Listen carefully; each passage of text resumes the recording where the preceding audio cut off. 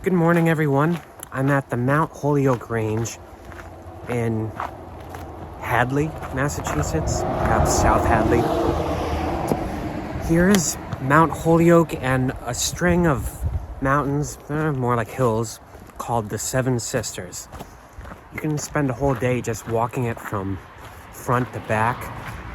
Also, interestingly enough, the Robert Frost Trail crosses over this range. I was just on that a few days ago in Amherst in a previous video, walking it. I'm gonna take you guys with me for a hike along this range. Maybe we'll even catch a good sunset over the Pioneer Valley. So at the trailhead I started at, you can basically go right up to the top of Mount Holyoke, which is that direction.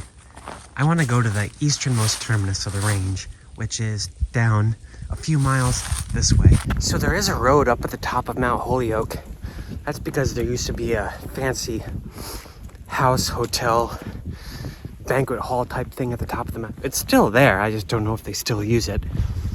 I'm gonna get immediately off it and get on the Metacomet Trail, which continues to the eastern terminus of this range. Apparently that Robert Frost Trail only goes partway through the range and then goes down this col right here. So my plan is to make it all the way to the easternmost point today, which is, it's 5 miles from east to west on the entire trail. These aren't tall mountains, but as you can see, it's just very up and down and up and down.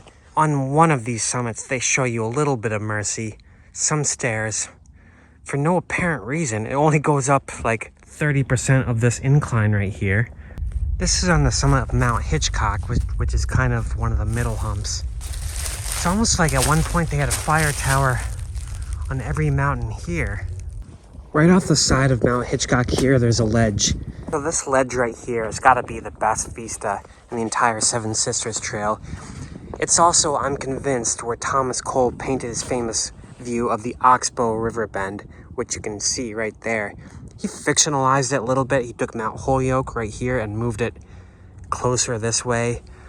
I forgive him for that. It's just a spectacular view. I can see why he was inspired to paint it. So I made it all the way to the easternmost edge of the trail of the Seven Sisters. This area is called the Notch. That's Route 116 right below. And up ahead, across the street, if I can get it into focus, which apparently I can't, is a big rock quarry. They just torn up the whole land for a gravel pit, unfortunately. I'm just coming over the top of the easternmost hump of the Seven Sisters Trail. I forget the name of the mountain. Oop. I'll look it up and put it down below. I love how the sun shines through the trees like that. I love how all the leaves are gone and there's just like this wide open view. It's very different from hiking it in summer, which is the only time I hiked it before. It's 3 o'clock. Sunset is in an hour. I can't believe it. I'm gonna attempt to do a loop where you go down to the bottom of the ridge on the other side of the mountain towards a little pond and then climb up. It's maybe like 3 miles. I opted not to do that huge lollipop loop. Instead, I'm walking back along the ridge. Just worried. I know I wouldn't have enough light. Worried about leaving my van at that trailhead. Kind of want to have quick access to it. And I really want to see the sunset on the top of Mount Holyoke, not down by the lake. Look at that. That's the central northern Pioneer Valley below. And as I crest over this horizon here, you can see that gorgeous golden light. And those tall mountains are actually the Berkshires in the center distance. I'll zoom in. I'm at an overlook just before I get there. Back at that Oxbow. I was wrong. I thought this was Mount Holyoke right here behind me.